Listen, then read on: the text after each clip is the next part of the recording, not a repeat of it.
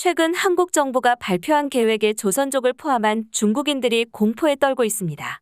그 계획은 바로 지난 6월 24일 국토교통부가 발표한 외국인의 투기성 부동산 거래에 대한 기획조사입니다. 이 조사를 바탕으로 정부는 그동안 사각지대에 놓여 있던 외국인 부동산 거래에 대해 현황을 파악하는 시스템을 갖추고 투기, 불법성 거래를 전면 차단할 예정입니다. 원희룡 국토교통부 장관은 본인의 유튜브 채널을 통해서 청년들은 집값이 올라 신음하는데 일부 외국인은 금융규제나 세금을 회피하면서 부동산 투기에 가담하는 사례가 있다. 명백한 역차별이다. 이걸 방치하면 국가도 아니다.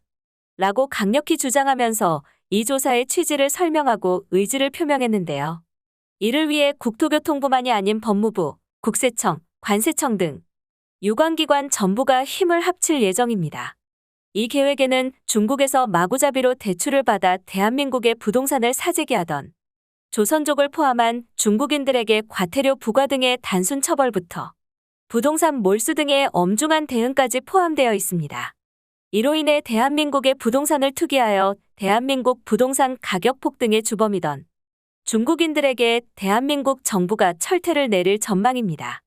당연하게도 조선족을 포함한 중국인들은 이에 저항하며 격렬한 반응을 보이고 있는데요.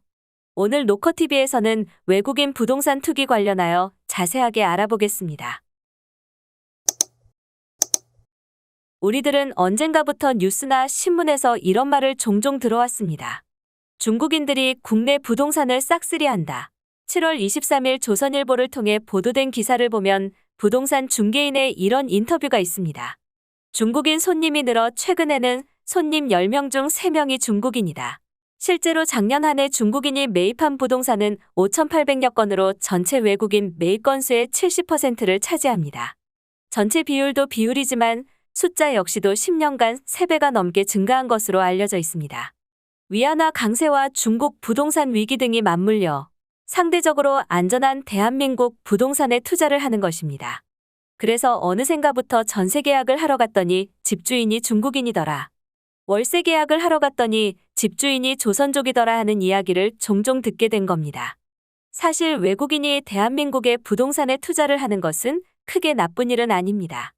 외화도 유입이 되고 상대적으로 대한민국의 부동산 가치를 높게 보고 있다는 뜻이기도 하거든요. 하지만 이게 투자를 하는 외국인의 국적이 중국인이라는 게 문제가 됩니다.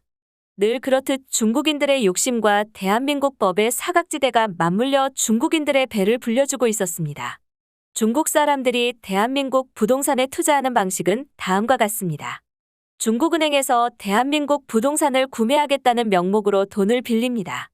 중국은 부동산 대출에 대해 별도의 규제가 없기 때문에 구매가격 100%를 대출해줍니다. 그럼 그 돈을 중국에 있는 한국은행에 입금합니다. 그리고 한국에 들어와서 그 돈을 한국 계좌로 옮겨서 그 돈으로 부동산을 구매하는 것이죠. 과정 자체에는 큰 문제가 없습니다. 문제는 한국 사람들과의 역차별이 문제죠. 대한민국에서는 부동산 대출에는 여러 가지 규제가 따릅니다. 그 중에서도 제일 큰 게 부동산 구매 금액에 따른 대출 비율 제한입니다. 하지만 앞서 말씀드린 중국 사람들의 방식에는 대출 제한이 없습니다. 이 역차별이 문제가 되는 것이죠. 부동산 시장 과열을 막겠다고 대출 제한을 했지만 실제로 중국인들은 대출을 받아서 좋은 아파트를 구매해가는 이상한 현상이 발생한 겁니다. 실제 사례를 하나 설명드리면 도곡동 타워팰리스가 신고가를 갱신하면서 89억에 거래됐는데 구매자는 30대 중국인이었고 이 사람은 대출을 100% 받아 구매를 했습니다. 한국인들은 대출 자체가 안 되는 초고가 아파트를 중국인들은 쉽게 대출을 받아 구매해간 것이죠. 이런 편법, 불법의 결과는 당연하게도 부동산 가격 상승과 자국민들의 고통으로 이어집니다. 이 일이 점점 진행되면 나중에 어떻게 될지를 보여주는 사례가 하나 있습니다. 바로 뉴질랜드인데요. 뉴질랜드 정부는 2019년 외국인들의 주택 구입을 전면 금지했는데요. 왜 뉴질랜드 정부는 이런 극단적인 정책을 펼쳤을까요? 바로 중국인들 때문입니다. 뉴질랜드의 부동산 가격은 중국인들의 무분별한 투기 때문에 한 해에 11%가 올랐고 뉴질랜드인들의 자가 비율이 50%에서 25%로 떨어져 집 없이 길거리를 떠도는 인구가 전체 인구 500만 중에 50만 명이 되었습니다. 뉴질랜드는 OECD 회원국 중 홈리스 인구가 가장 많은 나라 1위에 랭크되는 불명예를 떠안았습니다. 대한민국의 미래가 뉴질랜드와 다를 거라는 보장이 있을까요? 이런 부동산 투기 문제는 중국인 국적을 가진 한국 영주권자, 즉 조선족에게서 더 크게 문제가 됩니다. 한국 영주권자는 국내 거주 여부와 관계없이 내국인과 동일하게 간주되어 외국인 토지법의 적용을 받지 않습니다. 이로 인해 조선족들은 자신들이 가진 F4 비자로 쉽게 대한민국의 영주권을 취득할 수 있어 한국에 살지 않아도 국내 부동산을 자유롭게 거래할 수 있게 된다는 뜻입니다. 여기에 조선족들은 국적상으로는 중국인이라 외국인처럼 취급을 받기 때문에 외환거래법상의 신고 의무가 없어 중국은행에서 돈을 무제한으로 빌려서 한국제휴은행으로 옮겨도 문제가 되지 않고 외화 송금에도 제한이 없습니다. 즉, 조선족들은 현재 전 세계에서 그 누구보다도 대한민국 부동산을 쉽게 취득할 수 있는 특권층이 되어버린 것입니다. 이들은 이 특권을 이용하여 서울 시내의 아파트들뿐만 아니라 전국의 투기과열지구, 조정지구 등 대한민국 사람들은 대출도 받기 힘든 지역의 부동산을 중국에서 100% 대출을 받아 투기를 하고 있습니다. 이 와중에 단순히 부동산을 투기만 하는 것이 아니라 한국어가 된다는 특성과 조선족이 가지고 있는 F4 비자를 이용하여 임대업, 불법 숙박업까지 자행하고 있습니다. 실제로 이번 조사에서 조선족 여학생이 인천에 빌라를 2채 매입해 월세를 90만 원씩 받은 사례가 확인되어 대한민국 국민들을 충격에 빠뜨렸었습니다. 이런 말도 안 되는 짓거리들을 잡기 위해 대한민국 정부가 나설 전망입니다. 정부가 지난 5년간의 외국인의 투기성 부동산 거래 1145건에 대해 전수기획조사를 진행하고 이를 엄벌에 처하기로 했기 때문입니다. 지난 5년 한 외국인 부동산 거래 건수는 총 2만 38건 중 투기, 불법이 의심되는 사례 1145건에 대해서 조사를 진행하는데요. 미성년자 매수, 외국인 간 직거래, 동일인의 전국 단위 다회 매수, 갭투기 및 임대사업 자격 위반, 신고가 및 초고가 주택거래 등 투기, 불법이 의심되는 기준을 정하여 사례들을 추려낸 것입니다.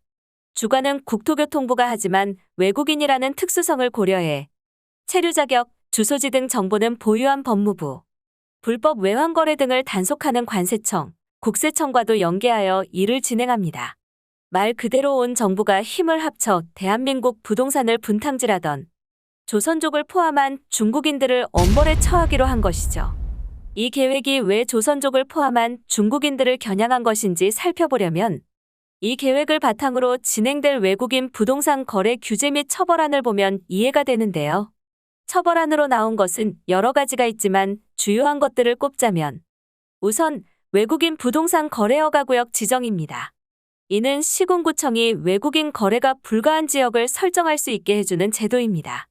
이는 두 가지 효과가 있는데 첫 번째는 투기과열지구, 의심지구의 중국인들이 손쉽게 돈을 가져와 투기성 매입을 하는 것을 막을 수 있는 효과가 있고 두 번째는 지금 대림동, 신림동 등 조선족들이 모여 사는 특정 지역을 거래 불가로 막아 조선족 지역을 해체하는 효과도 기대할 수 있습니다. 두 번째는 임대사업자 등록 가능한 비자 종류 제한입니다. 이건 명백하게 조선족들이 편법으로 임대업, 숙박업을 하는 것을 막기 위한 제도이고요.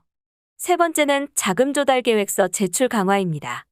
자금조달계획서를 작성하게 하면 그동안 외환거래법 특성상 알 수 없었던 부동산 취득 자금의 출처를 쉽게 알 수가 있어 부동산 매입을 금지하거나 과태료를 부과할 수 있게 됩니다.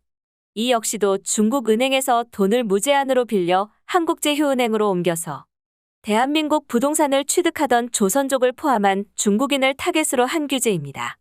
정부는 이번 외국인 부동산 실거래 기획조사를 통해 부동산 시장 안정화와 내국인 역차별을 해소하겠다고 발표했습니다. 또한 외국인의 투기성 거래를 규제하기 위한 제도도 설립하겠다고 했습니다.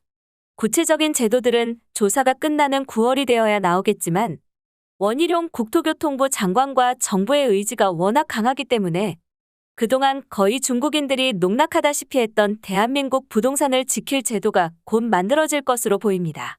그동안 우리를 속썩였던 조선족, 중국인들의 부동산 투기가 끝날까요? 앞으로 우리 모두 잘 지켜봐야 할 것 같습니다. 이상 노컷TV였습니다. 여러분의 구독과 좋아요는 좋은 컨텐츠를 만드는 게 큰 힘이 됩니다.